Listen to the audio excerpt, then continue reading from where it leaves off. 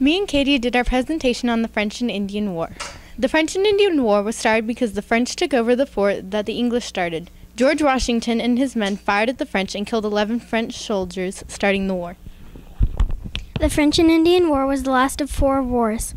All the other wars started in England, but the French and Indian War started in America by this guy. Young George Washington. This was before George Washington became the President of the United States.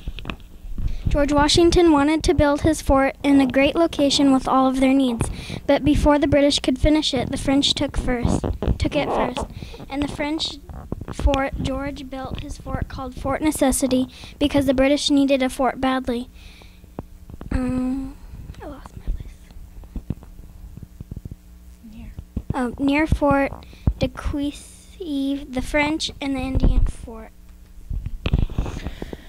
The French and Indians attacked Fort Necessity and fired the fort, and the shots went through the wall of the fort and killed 30 of George Washington's soldiers. George Washington surrendered to the French and Indians. The French and Indians accepted their surrender and allowed George Washington and his soldiers to return to Virginia. A few miles from Fort de Cuissy, an ambush wounded General Braddock and scattered the British soldiers.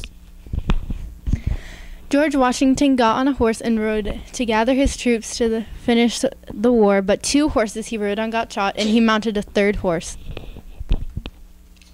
Eventually, the British won the war. When the British General Wolfe sent 5,000 men up a 200-foot cliff to surprise the French at the gates of Quebec, but instead the French General Montcalm agreed to meet Wolfe at the Plains of Abraham, where the British won the final battle of the French and Indian War.